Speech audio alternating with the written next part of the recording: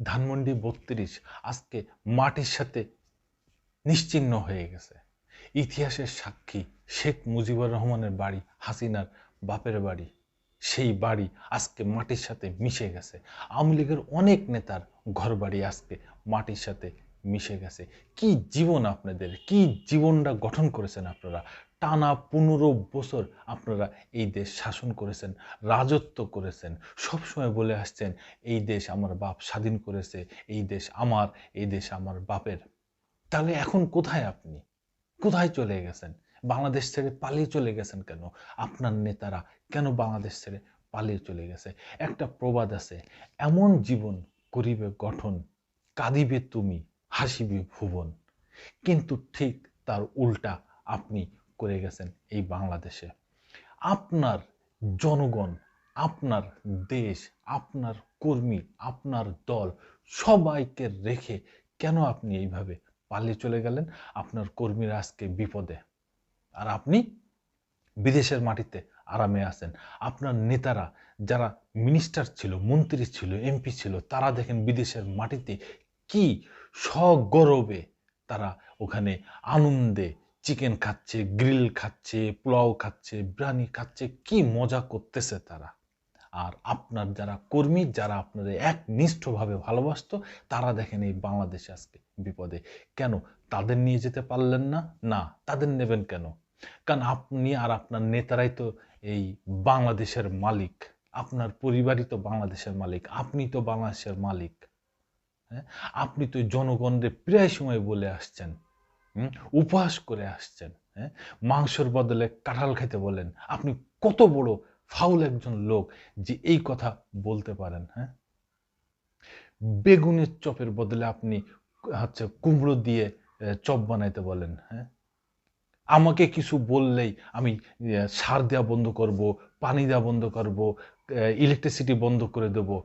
আপনি কি প্রধানমন্ত্রী? একটা প্রধানমন্ত্রী কখনো ওই পোস্টে থেকে তার জনগণের সাথে এইভাবে কথা বলতে পারে? বিশ্বে কেউ কোনোদিন বলেছে? না, পারে নাই। আজকে দেখেন আপনার অহংকার, আপনার একজ্ঞতা, আপনার এই নাটক, এই সব কিছু আজকে এই ধ্বংসের একমাত্র কারণ।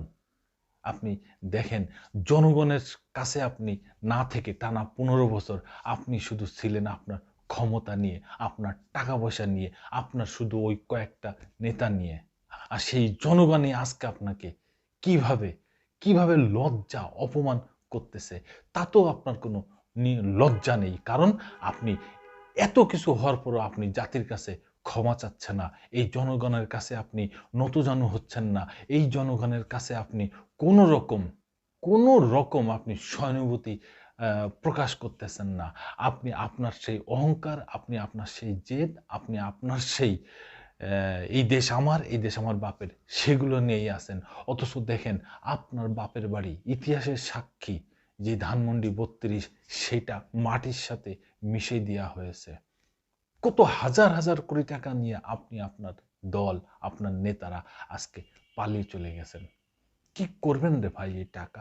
যদি সম্মান না থাকে তাহলে কি হবে এই টাকা? আপনি যেখানেই থাকেন সেখানে বসেই তো আজকে বাংলাদেশের এই অবস্থা দেখতেছেন, আপনার পরিণতি দেখতেছেন, আপনার নেতাদের পরিণতি দেখছেন, আপনার দলের পরিণতি দেখতেছেন। তাতেও কি আপনার ভিতরে কোনো লজ্জাবোধ কি আসে না? যে বাংলার মানুষ যারা আপনাদের জীবন যৌবন উৎসর্গ করে আপনার সাথে টানা ১৫ বছর থেকেছে, এই কর্মীরা তাদের বিপদের মুখে রেখে ফেলে এইভাবে পালিয়ে যেতে? হুম? আজকে কই এই কর্মীরা? সবাই বিপদে। আপনার পরিবার তো কেউ বিপদে নেই। আপনার পরিবার তো সবাই বিদেশে। আপনার মন্ত্রী যারা ছিল, এমপি যারা ছিল, তারা তো সবাই বিদেশে। কোনো সহানুভূতি নেই আপনার এই দেশের প্রতি।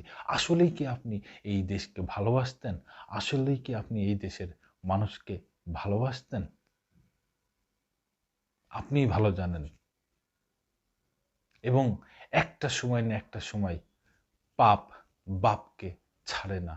সেটাই এখন এই ধানমন্ডি ৩২ এবং পুরো আওয়ামী লীগ দল, তাদের নেতা গোতা সবারই কি পরিস্থিতি। এটা এখন আমরা সামনে আরো কত কি হয় সেগুলোই দেখব। ধন্যবাদ। আবার আসবো নতুন কোনো কথা নিয়ে, নতুন কোনো ঘটনা নিয়ে। আমি প্রিন্স।